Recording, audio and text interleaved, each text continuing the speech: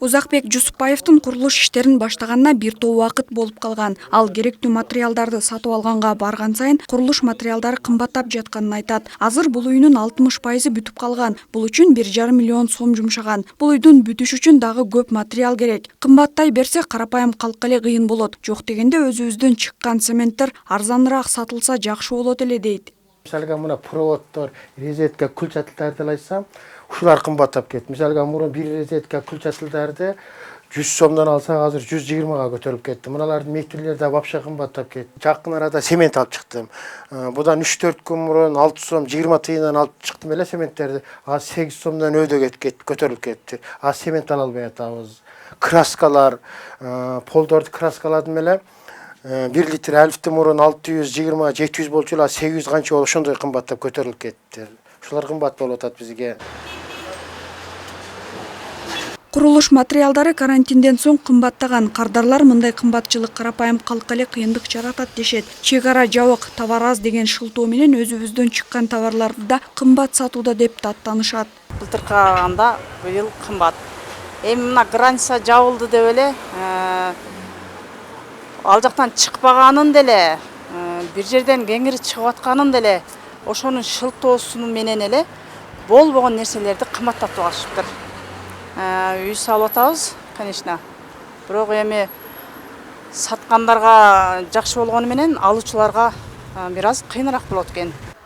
Сатуучулардын айтымында көпчүлүк курулуш материалдары чет мамлекеттерден келет. Азыр чек аралар жабык болгондугуна байланыштуу кампада сакталып тургандар сатылып жатат. Ошондуктан кымбат сатылууда. Дагы бир тарабынан доллар менен алып жүргөн товарлар доллардын курсу көтөрүлгөндөн соң товар баасы да көтөрүлдү дейт. Чек аралар жабык үчүн дагы көп товарлар келбей калды. Биздики основной Кытайдан келчү эле да.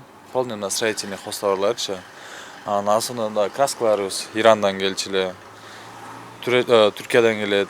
Алардын баары чек аралар жабылып, азыр запас алгондор уже кымбаттап алып өткөзбөйт бакачы. Карантинге чейин мындай 30%, 20% коюп сатчу элек. Азыр болсо эми алып келебиз, изин эле да. Кичине тыйынга эле иштеп атабыз азырчы. Акыркы 15 күндө цементтин баасы кескин түрдө жогорулады. Учурунда 5 сомдон сатылып аткан цементтер азыр 7 сомдон, ал эми 5 сом 80 тыйындан сатылып жаткан цементтер азыр 8 сомдон сатылып жатат. Сатуучулар цементтин акыркы күндөрү кескин кымбаттап кеткенин заводдордон аз сатылып жатканы менен түшүндүрүшөт. Көбүнчө Өзбекстанга экспорттоп, бизге аз сатып жатат. Анда да бир жумалап кезек күтүп жатып алабыз дейт сатуучулар. Бирок эмнегедир камерага сүйлөп берүүдөн баш тартышты. Цемент аябай кымбаттап кетиптир. Аравандын цементи 7 сом, ал эми Кызыл Кыяныкын 8 сом деп жатат. 15 күндүн ичинде кантип 1,5 сомго кымбаттатып коет. Эмнеге кымбат десек, Өзбекстанга экспорттоп, бизге сатпай жатат дешти. Муктаж болгонубуз үчүн айла жок сатып алууга туура келип жатат.